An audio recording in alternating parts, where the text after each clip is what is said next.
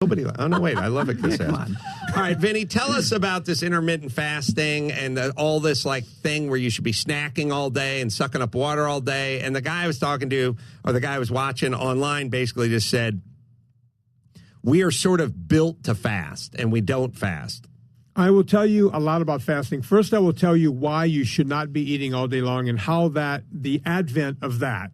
The diet industry started in the 70s. 47 small meals. Yeah, eat constantly all day long. Well, it's funny. I was talking to Drew about this yesterday on one of his million shows, and he was asking about this. And I was on with Kate Shanahan, who I know has been on one of your shows before because she had mentioned that. Mm-hmm. The bottom line is we are not set up to eat every 2 hours. We're not cattle. Right. Cattle have 4 stomachs, so they can eat all day long. They're constantly grinding food.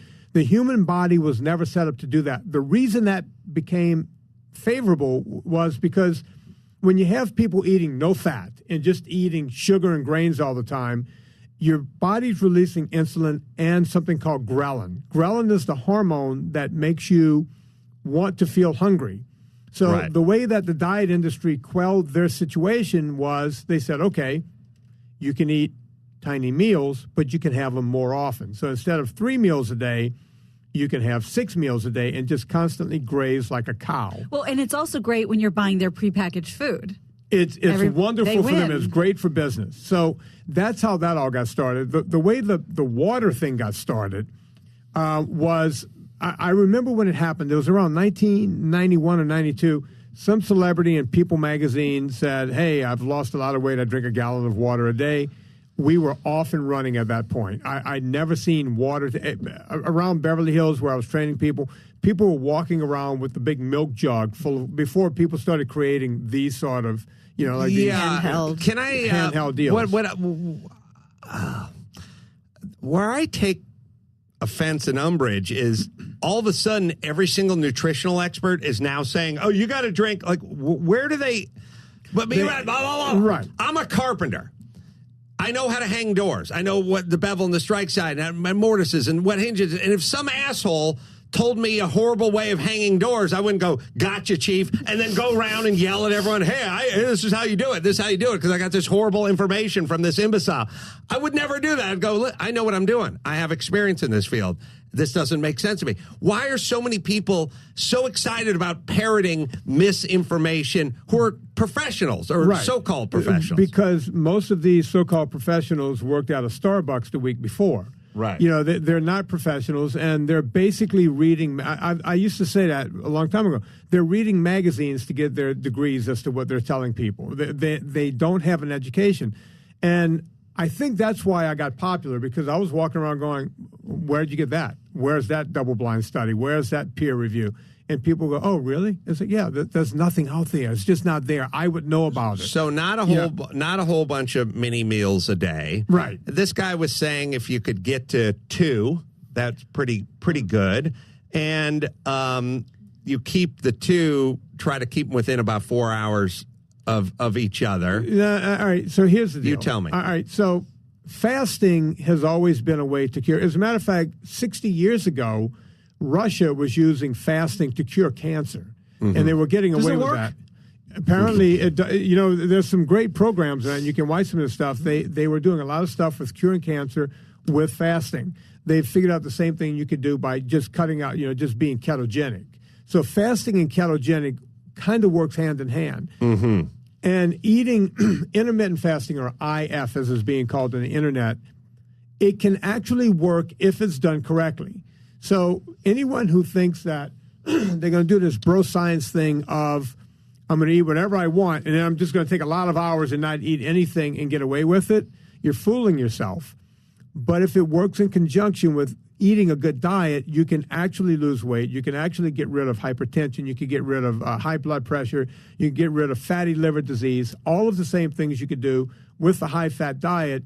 You could do that with intermittent fasting. Right. So but you don't have to crunch it into 4 hours. Right. But the key is you can fast, because what I've been doing is I've been fasting, which has been not really fasting, just dumping the cream in the coffee and some MCT oil. Between breakfast and snack time. And whatever. But I've not found it. Because, again, eat dinner at 6 o'clock at night. prevent yourself from snacking after dinner, go to bed, wake up at 8 in the morning. You're already 14 hours or so into this thing. Now, then all you got to do is have a cup of coffee, dump a little thick cream in there, a little MCT oil or whatever, not worry about the water, whatever else. And you can get there pretty quick. But what I've been then doing is giving myself a license to eat more crap for that meal because I didn't do it. So I'm kind of counteracting the fast, so just to speak. a bit, yeah. And if you can just fix the meal, then you're okay. Right. If you we talked about it last year. If you could just have your Super Bowl Sunday type or your football meals on the weekend, that's fine. Right. But the day-to-day is what will get you. Yes.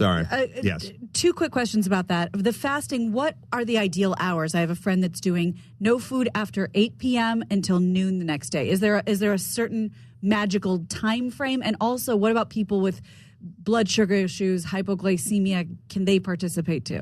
They have to talk to their doctors and figure that out. But the best time to fast, as Adam just said, is while you're sleeping. Right. Just add hours on both ends of it, and you have a fast. So 8 to noon works for you if that's if you're eating correctly. Wants that. And by the way, you get to 14 or 16. 16 pretty easily. Right. And if you stay below 50 calories when you wake up, so you can put some cream in your coffee or MCT oil. If you stay below, you're still fasting. Your body is not coming out of the fast on 50 calories. We got life to get on. What is the check cashing rate out here, at least? Called a place in Compton, 3%. Oh, that's high.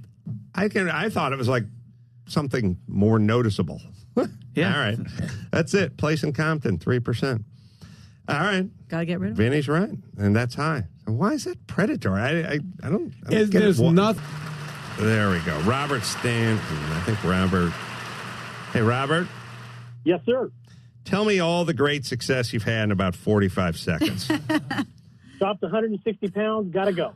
160 pounds. Good talking to you, Robert. God bless you. We're looking at before and after, and boy, that is 160 pounds. So you were 365, and you dropped 160, and how did you do it? Well, basically by listening to Vinny, which was really upsetting because I thought he was crazy, and I thought he was going to sink the pirate ship. I thought you guys were going to get sued for what this guy was saying. But Gina, still time. God bless her, right? Gina's had the same questions that I did. She voiced all the same concerns. And if she hadn't said what she said, I probably wouldn't be here. But thank God she did. And, thank God I was having the same problem because I was a guinea pig too. Right. So you did I this. You started in September 2016. Yeah. So give us your schedule as far as diet goes. I always like to ask breakfast, lunch, and dinner. How does it work out for you, basically? Well, you guys were just talking about the intermittent fasting. I basically do a version of that. I have in the morning some coffee with some heavy whipping cream. I won't eat probably until like 5 or 6 in the evening. If I get where I feel, like I need something, I will. But usually I'm just fine until dinner. After that, I open up Anna's awesome cookbook, Eat Happy, and find something in there to try for the night, or just, have something, steak, some vegetables. And then the next day, I just do the same thing. What makes me angry about almost every facet of everything all the time, which is you want to clear up every problem that the inner city faces. Dads, stay home, raise your kids. Right. Get married, wait till you graduate high school, then have the kids, then raise the kids. Problems go away. You want to lose a bunch of weight? Eat some steak for dinner with some Brussels sprouts, do some intermittent fasting, get in the morning. There's no snack wells, there's no anything, there's no diet shakes, there's nothing.